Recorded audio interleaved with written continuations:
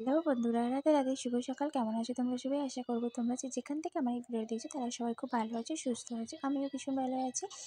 এই ভিডিওটা কিন্তু আমি আগেই বলে রাখি, দশহরার দিনের ভিডিও। এতদিন ভিডিওটা আমি দিতে পারিনি, কারণ ভিডিওটা না যদি পোস্ট করতে পারছিলাম না, তার মাঝখানে কিছু প্রবলেমও হচ্ছিলো নেটওয়ার্কের জন্য। আর যার ফোনে রিচার্জ বাড়িয়ে দিয়েছে, তো সেটার জন্য তো বুঝতেই পারছো, মানে অনেক বুঝে শুনে নেট খরচা করতে হচ্ছে। তার মাঝখানে কিন্তু আমার শরীরটাও খারাপ ছিল।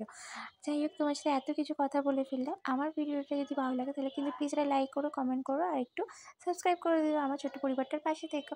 আর এইদিকে দেখো, সকালবেলা তোমার সাথে এত কথা বলতে বলতে কিন্তু ঘুম থেকে উঠে পড়েছি। দেখলাম সূর্য মামা জানলার ফাঁক দিয়ে উঁকি মারছে। সেটা একটু তোমাদের সাথে শেয়ার করে, আমার ঘরের সবথেকে প্রিয় জিনিসটা রাধা মাধবের ছবিটা, সেটা একটু তোমাদের সাথে শেয়ার করলাম। করে কিন্তু ঠাকুরকে প্রণাম করে ঘরের বাইরে চলে এসে ঘরের সমস্ত বাসি কাজকর্মগুলো কমপ্লিট করে নিয়ে আমি কিন্তু আমার যা যা কাজ ছিল, জামা কাপড় কাচা, সেগুলো করে স্নানটা করে নিয়েছি।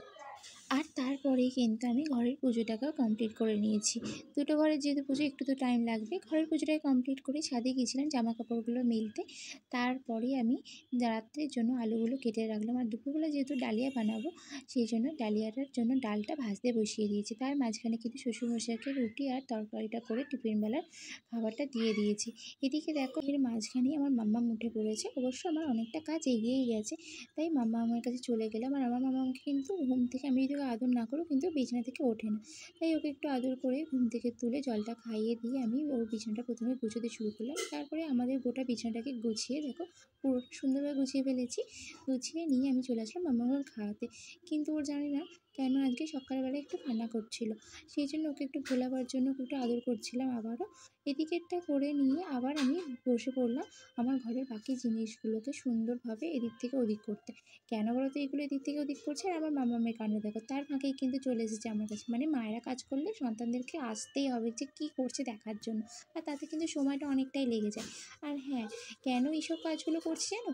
এই যে আমার আজকে একটা মনের ইচ্ছে পূরণ হয়েছিল, আমার বরমশাই সেই ইচ্ছেটাকে পূরণ করে দিয়েছে। একটা ছোট্ট আলমারি, সেই জন্যেই কিন্তু এই জায়গাটাকে আমি সুন্দরভাবে নিজের হাতে গুছিয়ে পরিষ্কার করে এই জিনিসটা আসবে তার জন্য তোড়জোড় করছিলাম। আর অবশেষে দেখতে পেলে জিনিসটা চলে আসলো। আর এদিকে কিন্তু তার ফাঁকে আমি ডালিয়াটা বানিয়ে নিয়েছিলাম। আর যেটুকু বাসনপত্র ছিল সেগুলোকেও মাঝামাঝি কমপ্লিট করে নিয়েছি। আর তার মাঝখানে দেখো ঠাকুরমশাই চলে এসেছে পুজো করতে। ঠাকুরমশাই পুজোটা কমপ্লিট হয়ে যেতেই আমি চলে আসলাম ঘরেতে। ঘরে এসে এই আলমারিটা সুন্দরভাবে একটু গুছিয়ে নিলাম।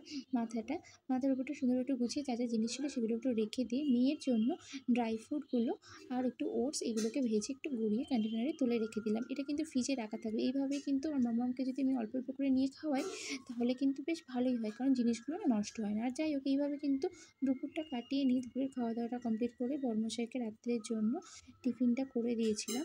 যেহেতু বরমশাই রাত্রিবেলা কাজে যাবে, সেই জন্য রুটি আর তরকারি করে বরমশাইকে টিফিনটা গুছিয়ে দিয়ে বরমশাই চলে গেল কাজে। আর আমি এদিকে ঘরে এসে জামা কাপড় যেগুলো ছিল সেগুলোকে একটু গুছিয়ে নিলাম সুন্দরভাবে। গুছিয়ে নিয়ে মেয়ের যে খেলাগুলো ছিল সেগুলোকে গুছিয়ে নিয়ে মামামকে খাইয়ে দিয়ে নিজেও খাওয়া দাওয়া করে নিয়ে মামামের জলটা গরম করে নিলাম। এদিকে মামামকে দেখো, তো আমার মামাম বসে পড়েছে তার সোনাদেরকে ঘুম পাড়ানোর জন্য। আর এদিকে মামামের গলাতে না অনেক গরমের র্যাশ বেরিয়ে গেছে, তাই ওকে একটু লোশনটা যে যে ডক্টর দিয়েছে সেগুলোকে একটু মাখিয়ে নিলাম। দিয়ে ওকে পাউডার টাউডার মাখিয়ে নিয়ে আমাদের রাত্রিটা এইভাবেই কাটিয়ে ফেললাম। আর তোমাদের সবাইকে জানিয়ে দিলাম গুড নাইট আর শুভরাত্রি। তোমরা সবাই খুব ভালো থেকো, সুস্থ থেকো। দেখা হচ্ছে নতুন একটি ব্লগে। Tata, bye bye.